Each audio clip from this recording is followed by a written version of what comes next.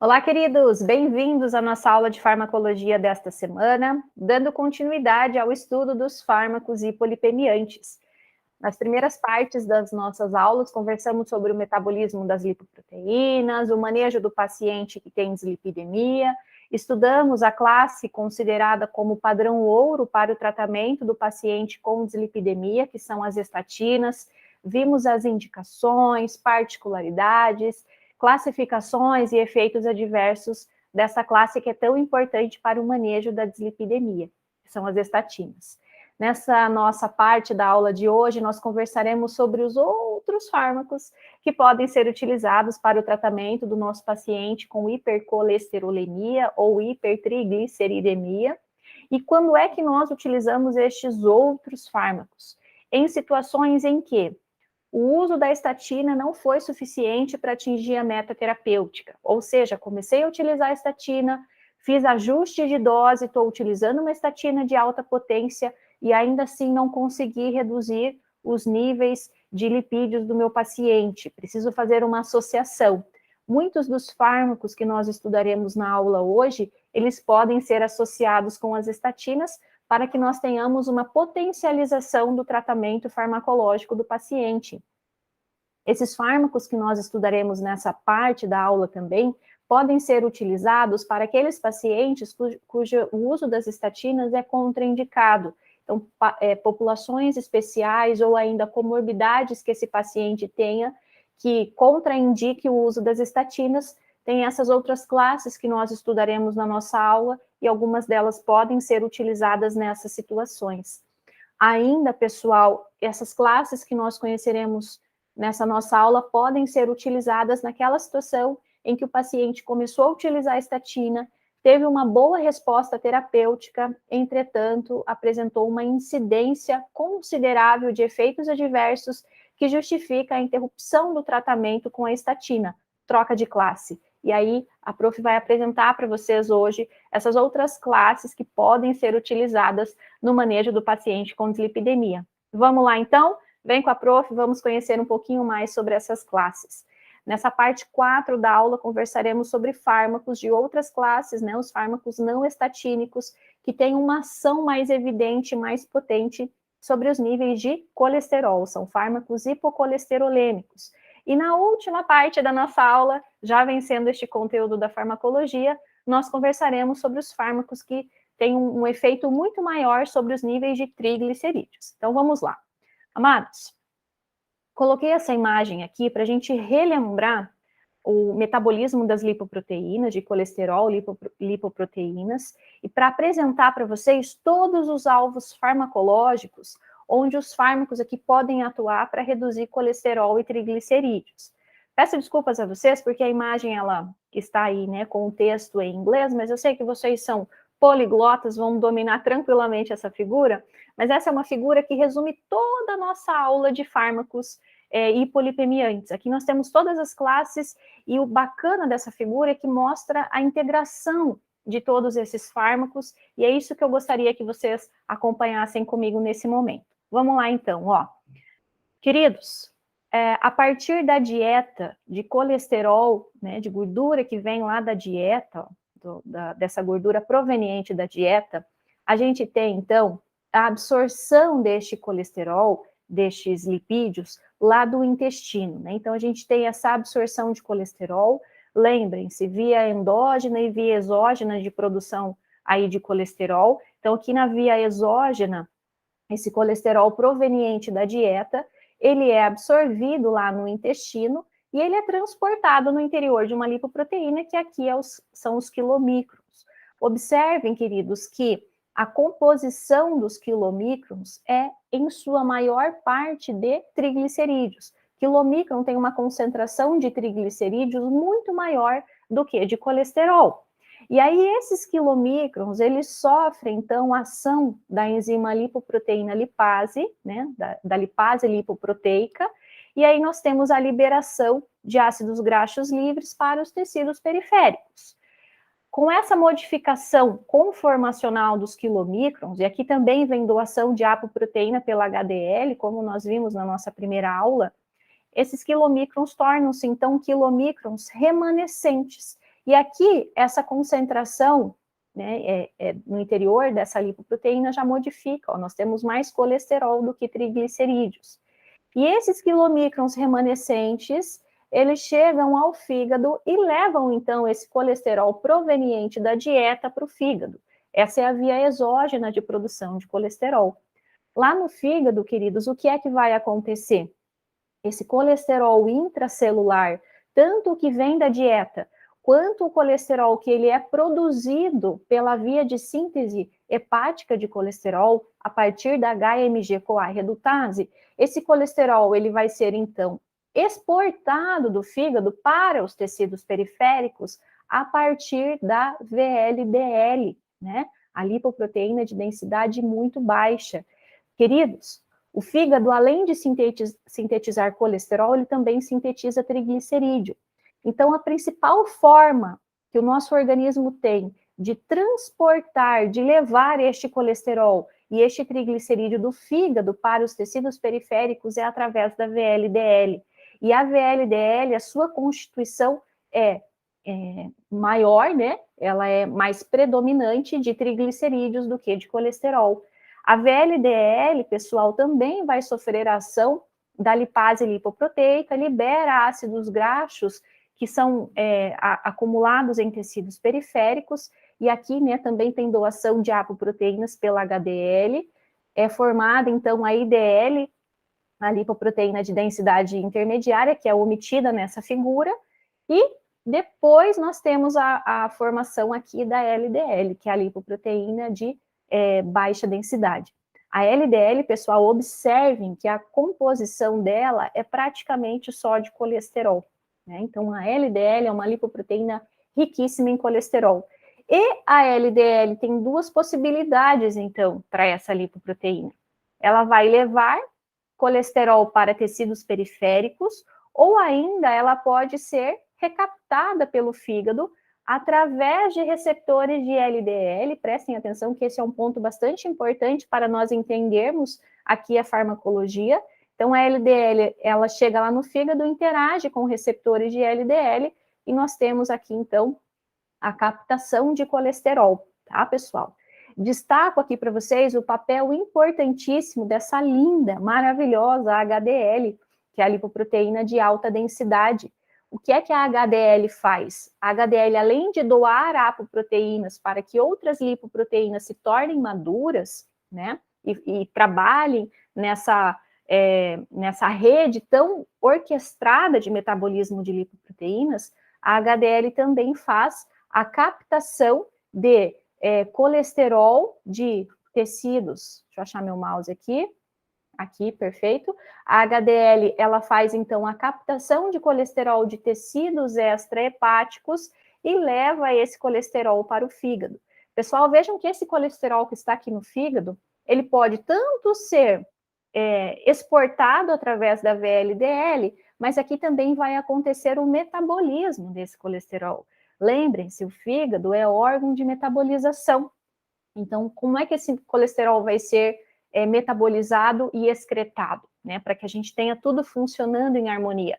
O colesterol é absorvido, o colesterol é distribuído, ele faz a sua ação fisiológica, mas o excesso desse colesterol, ele também é aí metabolizado para ser eliminado, para que a gente tenha tudo trabalhando de maneira homeostática, em níveis homeostáticos. Então, amados, esse colesterol, para que ele seja metabolizado e excretado, isso acontece através da formação dos ácidos biliares.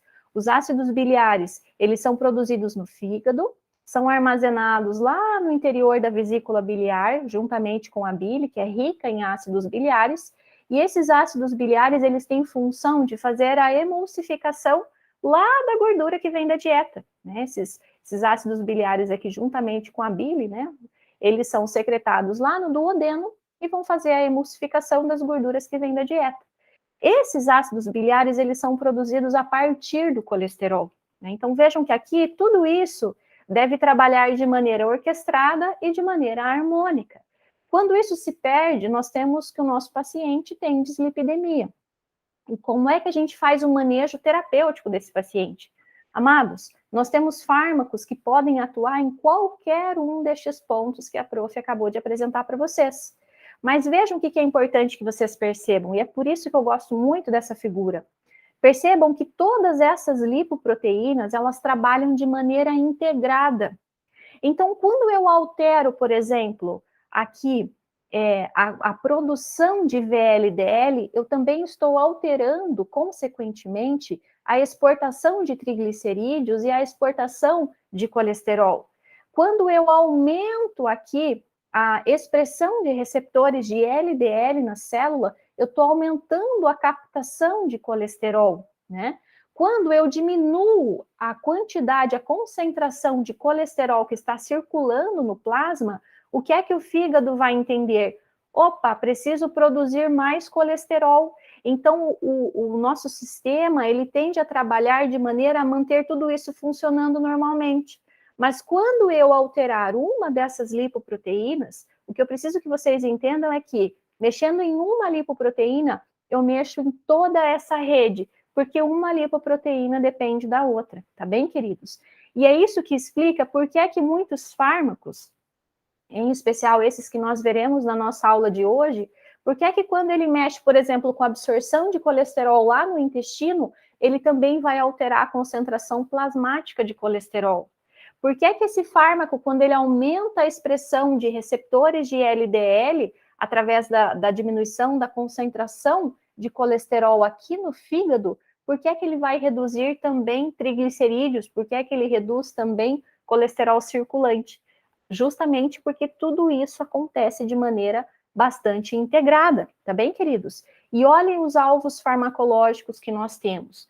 Nós já estudamos na semana passada as estatinas, né, na nossa última aula. Então, o que é que as estatinas fazem? Elas inibem a HMG-CoA redutase e diminuem a síntese intracelular de colesterol.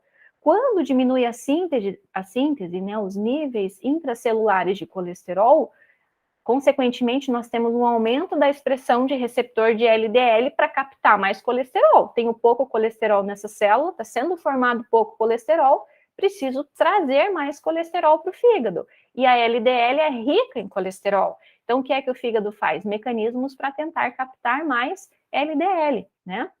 Mas nós também temos fármacos, pessoal, como a colestiramina, que é um fármaco que o paciente utiliza, né? A colestiramina, ela é chamada também de resina, e esse fármaco vai fazer o quê? Vai atuar aqui em nível de ácido biliar, tá? Então, a colestiramina faz um complexo com ácido biliar e, consequentemente, a gente tem uma diminuição de colesterol, né?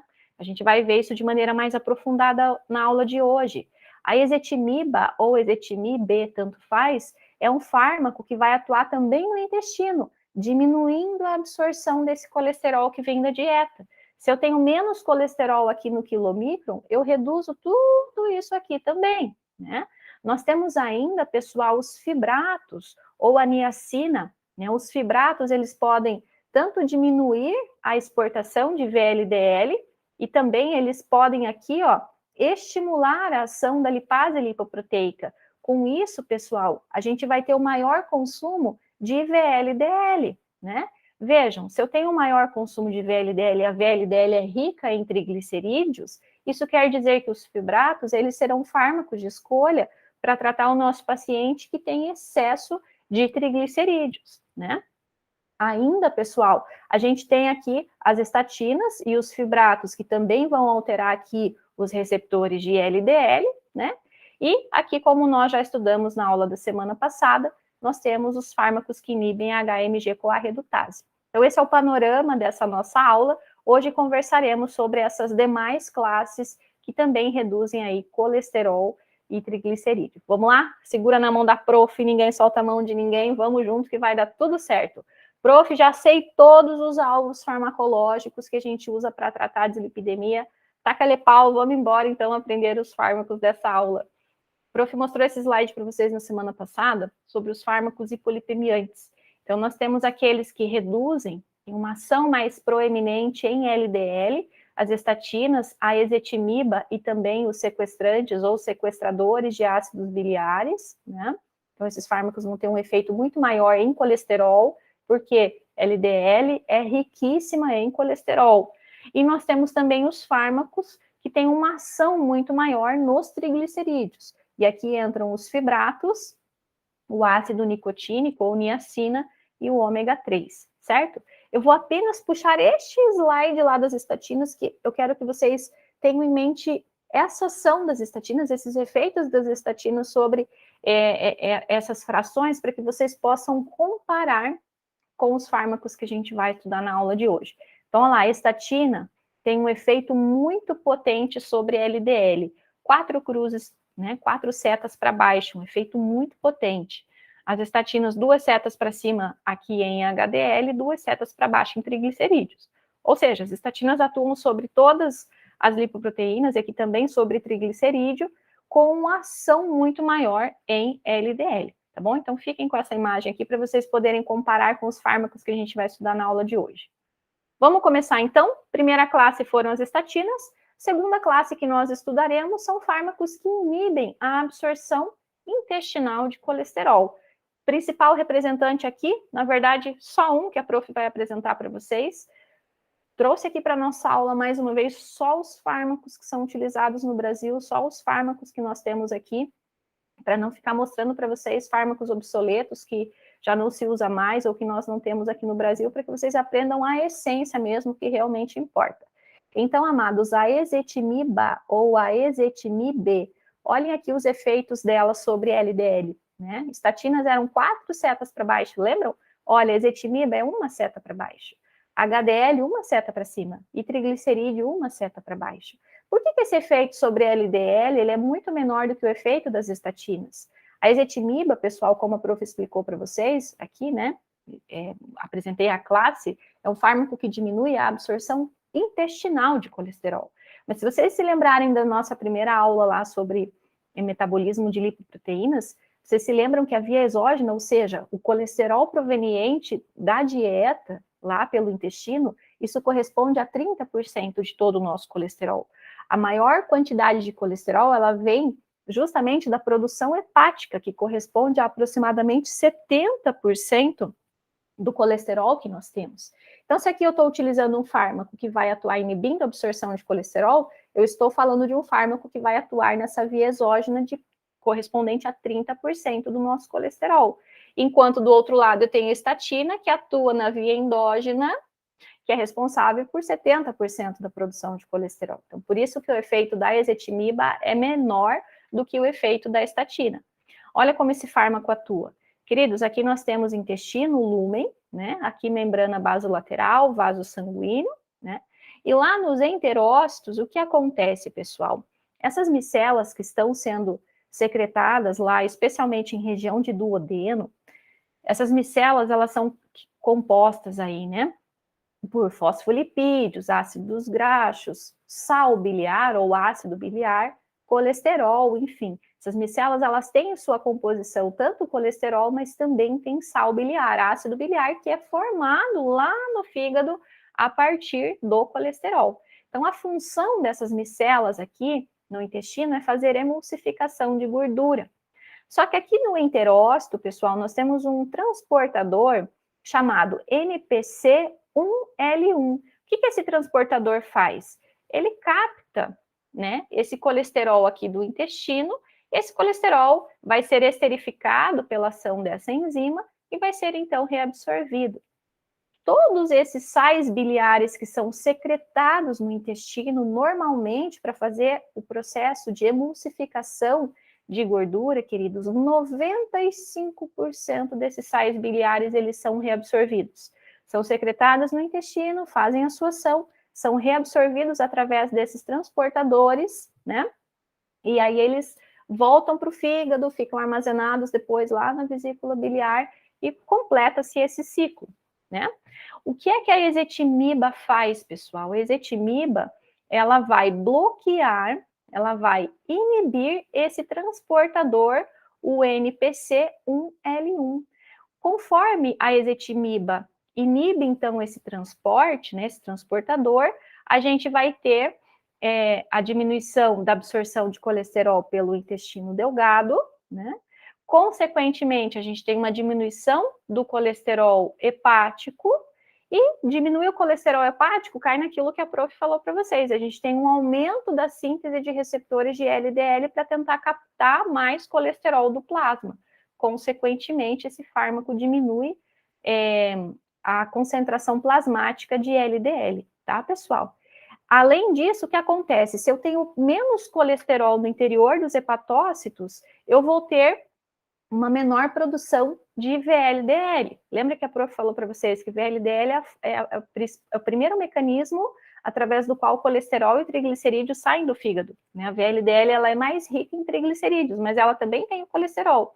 Então, se eu tenho menos colesterol no interior do fígado, consequentemente, eu tenho menos VLDL, porque eu tenho menos colesterol disponível para formar a VLDL, tá bem? Então, consequentemente, se eu tenho menos VLDL, eu também vou ter menos produção de LDL, que acontece a partir da VLDL. Então, dessa forma, acontece aquilo que eu comentei com vocês, tudo de maneira bastante integrada. Eu mexendo em um desses pontos, eu consigo alterar também todos esses pontos, tá? Mas olha o que é muito, muito, muito interessante da ezetimiba. Em concentrações terapêuticas, esse fármaco diminui aproximadamente 50% da absorção intestinal de colesterol, sem reduzir a absorção de triglicerídeos, e aqui eu vou chamar a atenção de vocês para isso, ó. A ezetimiba não altera a absorção de vitaminas lipossolúveis, em especial A, D, E e K. Por que isso não acontece, pessoal? Porque a ezetimiba ela vai bloquear só o transportador de colesterol. Então, todo o restante das outras coisas que precisariam ser absorvidas no intestino continuam sendo absorvidas. Em especial aqui vitaminas, como a vitamina K, que são importantíssimas lá na cascata da coagulação. E eu estou chamando a atenção de vocês para esse ponto, porque daqui a pouquinho eu vou apresentar para vocês um fármaco que altera a absorção de vitaminas lipossolúveis, e o nosso paciente tem, por exemplo, como efeito adverso sangramento. Como a ezetimiba, não altera a absorção dessas vitaminas lipossolúveis, a gente tem uma menor incidência desse efeito adverso. Outra particularidade da ezetimiba, a dose diária reduz o LDL de 15% a 20%, triglicerídeos em 8% e aumenta HDL em 3%. É um aumento considerado discreto para HDL, mas esse efeito em LDL é bastante importante. Prof, você disse que aqui diminui triglicerídeo, mas aqui em cima está dizendo que não altera a absorção de triglicerídeo. Pessoal, essa redução de triglicerídeo acontece porque nós temos redução de colesterol intracelular lá no fígado, e com isso diminui a produção de VLDL. Consequentemente, a gente também altera a concentração plasmática de triglicerídeo, tá bem? Agora, a principal particularidade da ezetimiba, pessoal, é que esse fármaco, se ele for utilizado em associação com uma estatina, então a associação ezetimiba e estatina, a gente tem aqui um tratamento de alta potência. Lembrem-se lá daquela tabelinha que eu mostrei para vocês, né, das estatinas e suas potências. A simvastatina é considerada, mesmo utilizando em sua dose mais alta, a estatina, a simvastatina, ela é considerada uma estatina de potência moderada. Mas se eu associar a simvastatina com a ezetimiba, eu tenho uma associação que é considerada de alta potência. Se vocês pegarem a diretriz brasileira para o tratamento aí das dislipidemias, vocês verão lá estatinas de alta potência, atorvastatina, rosuvastatina e a associação da ezetimiba com a simvastatina. E por que é que isso acontece, pessoal? Pensem, o organismo, é só vocês pensarem na fisiologia que vocês não precisam decorar nada na farmácia. O nosso organismo tende sempre a ter mecanismos compensatórios para manter os níveis normais, que ele entende como normal, né? Então, por exemplo, se eu uso um fármaco que vai bloquear a síntese de colesterol lá no fígado, como uma estatina, o que o organismo entende? Poxa, tem pouco colesterol, preciso captar mais colesterol plasmático para manter os níveis celulares hepáticos de colesterol. Então, aumenta a captação. Ainda aumenta-se também a absorção intestinal de colesterol para tentar fazer com que o organismo tenha mais colesterol. Ao mesmo tempo, se eu uso um fármaco que bloqueia a absorção de colesterol lá no intestino, o que o organismo entende? Opa, está chegando menos colesterol aqui, nós ficaremos com níveis mais baixos de colesterol. Vamos aumentar a produção hepática de colesterol. Então, esse é o aumento compensatório que nós temos. E aí, quando eu uso um fármaco que vai bloquear tanto a absorção do colesterol, que é a ezetimiba, quanto um fármaco que bloqueia a síntese de colesterol lá no fígado, eu estou bloqueando os dois pontos principais. E aí eu tenho um efeito na redução de colesterol que é muito proeminente, tá? Um efeito muito potente. Então, essa dupla inibição feita pela ezetimiba lá no intestino e pela estatina, exemplo a simvastatina, lá no fígado, a gente leva a uma redução 20% maior na LDL quando a gente compara só com uma estatina isolada, tá? Outra situação em que a gente pode utilizar a ezetimiba, além dessa associação com a estatina, é naquela situação em que a estatina é contraindicada ou que o paciente não atingiu as metas de LDL apenas com o uso de estatina, tá bom? Então, assim, primeira escolha sempre vai ser a estatina. Se eu usei a estatina, dose mais alta, não estou conseguindo atingir a meta, posso associar com a ezetimiba. Ou usei a estatina, o paciente desenvolveu efeitos adversos que justificam a interrupção do tratamento com a estatina, eu posso utilizar aqui a ezetimiba, tá, queridos? Aqui para vocês o fármaco, né?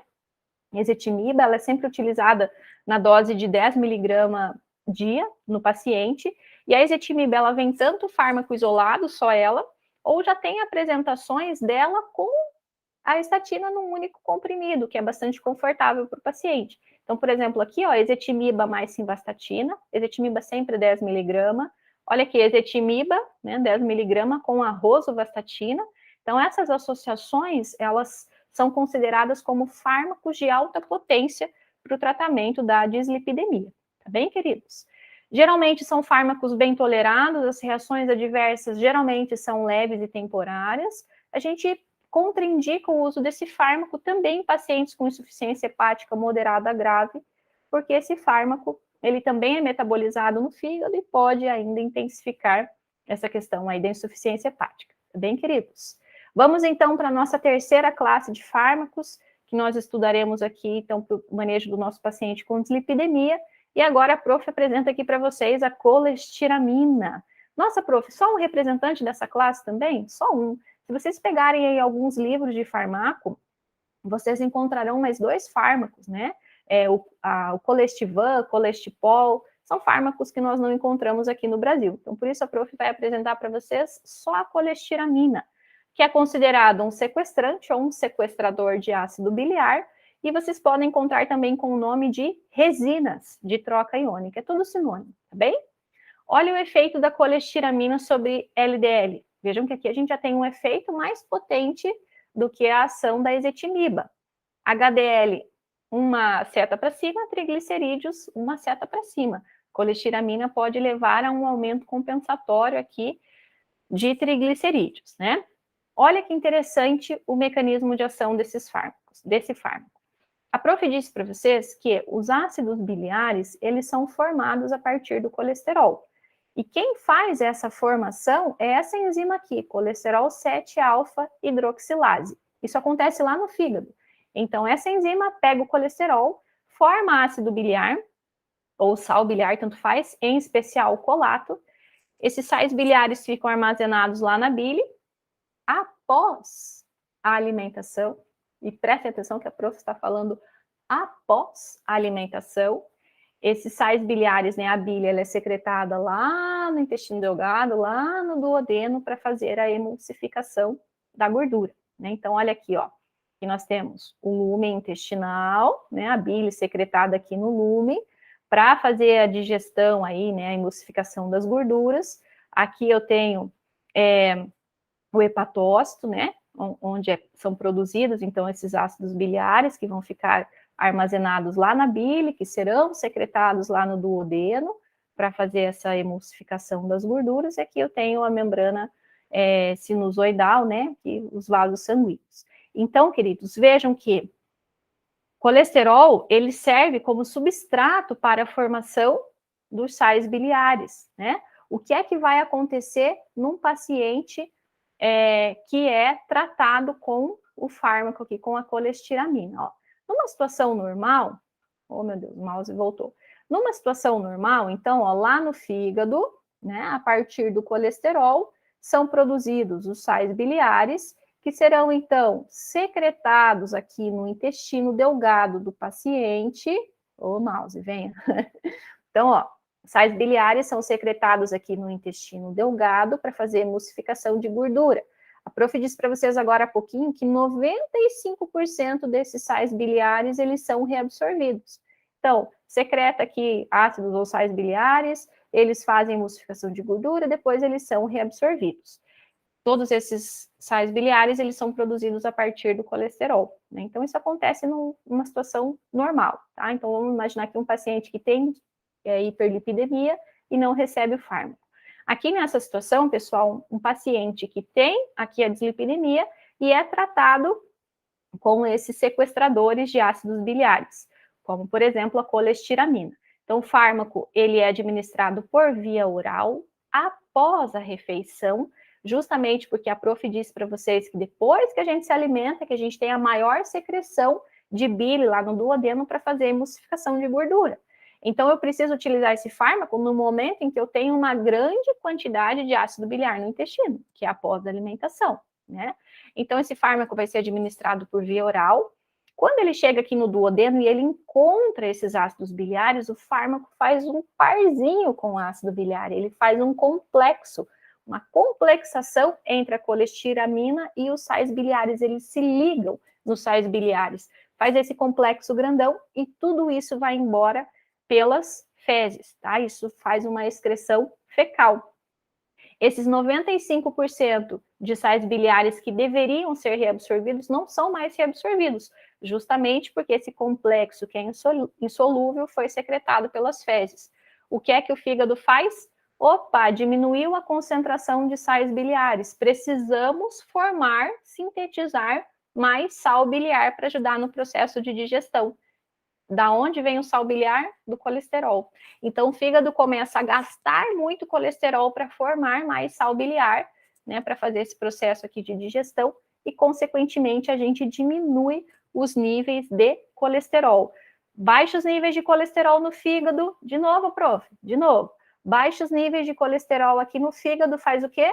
Aumenta a expressão de receptor de LDL para captar mais colesterol plasmático. Quem é que traz colesterol plasmático para o fígado? LDL. Então, consequentemente, a gente reduz LDL e o colesterol total. Tá bem, queridos? Esse é o mecanismo de ação aqui da colestiramina. Ó, diminui a concentração de ácido biliar, faz com que o hepatócito aumente a conversão de colesterol em ácido biliar, né? Aumenta a síntese de ácidos biliares, o que diminui a concentração de colesterol hepático lá no interior do fígado. O fígado entende que essa baixa concentração de colesterol precisa ser compensada, aumenta a expressão de receptor de LDL para captar mais colesterol que vem lá do plasma, consequentemente, a gente aumenta a depuração plasmática de LDL, a gente diminui LDL circulante, consequentemente, diminui colesterol total. Então, é tudo mecanismo compensatório. Se liga aqui na colestiramina, ó, redução de LDL de 8 a 24%, efeito é potencializado pela associação com estatina. Prof, pode associar com estatina? Pode também associar com estatina, tá? Deve ser administrado depois da refeição, porque é o momento, como eu disse para vocês, que nós temos a maior quantidade de sal biliar lá no intestino. De nada adianta eu dar esse fármaco para o meu paciente no momento em que eu não tenho ácido biliar nenhum lá no intestino, ou uma concentração muito baixa de ácido biliar, porque o que é que o fármaco vai fazer? Não tem lá o ácido biliar para fazer o complexo, né? Não vai alterar, então, esse metabolismo lipídico aí, tá? Vantagem desse fármaco, não sofre absorção sistêmica. A absorção desse fármaco é praticamente nula. Consequentemente, pouco potencial de toxicidade grave. É um fármaco que tem pouquíssimos efeitos adversos, justamente porque ele não sofre absorção. Só que, qual que é o problema aqui relacionado à colestiramina? Esse fármaco, ele interfere na absorção de outros fármacos, como digoxina, levotiroxina, varfarina, né? Fenobarbital, tetraciclina, penicilina. Por quê? Da mesma forma que a colestiramina, ela pode fazer um complexo com os sais biliares, a colestiramina também pode fazer um complexo com esses fármacos lá no intestino. Antes mesmo de esses fármacos serem absorvidos, esses fármacos são eliminados pelas fezes. Consequentemente, a gente diminui a ação terapêutica desses outros fármacos. Então, caso o paciente esteja em tratamento com a digoxina, por exemplo, que é um fármaco que aumenta a força de contração do coração, ou com a levotiroxina, que é um fármaco que controla aí os níveis de hormônios tiroidianos. Qual que é a recomendação que tem que fazer para o paciente? Tomar este fármaco 1 hora antes de usar a colestiramina. Por quê? Por exemplo, o paciente vai tomar digoxina, toma esse fármaco, espera 1 hora para depois tomar a colestiramina, porque em 1 hora esse fármaco já foi absorvido do intestino, né? E a gente garante que tem um efeito terapêutico. Ou então, tomar esse fármaco 4 horas depois do uso da colestiramina. O paciente tomou a colestiramina, se precisar tomar um outro fármaco aqui, como varfarina, digoxina, fenobarbital, levotiroxina, penicilina, tetraciclina, tem que orientar o paciente para esperar 4 horas, justamente para evitar essa complexação em nível intestinal, tá? O principal representante aqui dessa classe é o Questran, é o nome comercial. Esse fármaco, pessoal, ele vem em envelopinhos. Então, vem com 50 envelopinhos. Cada envelopinho tem 4 gramas, tá? Então, essa é a dose inicial recomendada, 4 gramas dia. A posologia máxima são 24 gramas, né? Que pode ser utilizada em 6 envelopes. Entretanto, quando a gente sobe muito a dose da colestiramina, por exemplo, 16 gramas dia, geralmente o paciente começa a desenvolver efeitos adversos. E aí isso leva a baixa adesão ao tratamento, né? E acaba que o paciente interrompe o tratamento com fármaco. E quais são esses efeitos adversos? São principalmente os relacionados ao sistema digestório, que acometem até 25% dos pacientes. O principal efeito adverso é a obstipação, em especial em idosos, sensação de plenitude gástrica, náuseas e meteorismo, aumenta a produção de gases e exacerbação de hemorroidas pré-existentes, justamente porque leva a essa obstipação. O paciente precisa fazer mais esforço para defecar e isso pode agravar o quadro aí de hemorroidas pré-existentes, né? Então, caso precise aumentar muito a dose desse fármaco, é recomendada a troca da classe terapêutica, justamente para a gente diminuir a incidência desses efeitos adversos. Outra complicação relacionada com o uso da colestiramina, queridos, é que esse fármaco pode diminuir a absorção tanto de ácido fólico quanto de vitaminas lipossolúveis. Isso leva a uma deficiência plasmática de vitamina K e o paciente desenvolve sangramentos, hematomas, sangramento em gengiva, que é relativamente comum. Obviamente que isso leva a baixa adesão ao tratamento. Olha que interessante, eu mostrei para vocês agora há pouquinho a ezetimiba, e eu disse que é um fármaco que diminui a absorção de colesterol, mas que não interfere com o metabolismo das vitaminas lipossolúveis. A colestiramina diminui a absorção dessas vitaminas. Então, tem aí toda essa questão de risco de sangramento no paciente, que é um dos efeitos adversos, né? Também, como eu disse para vocês, essa interação farmacológica com fármacos como digoxina, varfarina, levotiroxina, né? Diminuindo a biodisponibilidade desses fármacos, porque faz esse complexo no intestino, e isso é eliminado pelas fezes. E ainda, pessoal, pode acontecer uma suprarregulação concomitante da síntese hepática de colesterol e de triglicerídeos. Aqui também de triglicerídeos, então nós temos que usar esse fármaco com cautela em pacientes que tenham hipertrigliceridemia. E essa suprarregulação vai acontecer justamente para tentar equilibrar, né, normalizar os níveis de colesterol intracelular. Todo o colesterol, né, parte desse colesterol que tinha ali no fígado, passa a ser utilizado para formar sal biliar. Então, o organismo começa a produzir, estimula, né, todas as vias de síntese de lipídios e também aqui da síntese de triglicerídeos, e nós temos aí um aumento concomitante desses lipídios, o que pode ser um agente limitante para muitos pacientes, em especial os que têm a hipertrigliceridemia, tá bem, queridos? Então, tem que ir sempre acompanhando o paciente. Prof, você está falando de hipertrigliceridemia, e aí, como é que a gente trata a hipertrigliceridemia? Queridos, assunto para a nossa próxima videoaula. Se tiver dúvida, precisar de ajuda, não hesitem, peçam socorro para a prof, estou aqui para ajudar vocês, mandem um e-mail, assistam a parte final da nossa aula de fármacos hipolipemiantes, referências que a prof usou para preparar essa aula para vocês não se resumam, não se restringam só a essa videoaula para adquirir todo o conhecimento de vocês sobre o tema. Então, eu agradeço a companhia, mando aqui meu abraço virtual, qualquer dúvida, necessidade que vocês tiverem, estou aqui à disposição, contem comigo, tá? Obrigada pela companhia, beijão e tchau, tchau.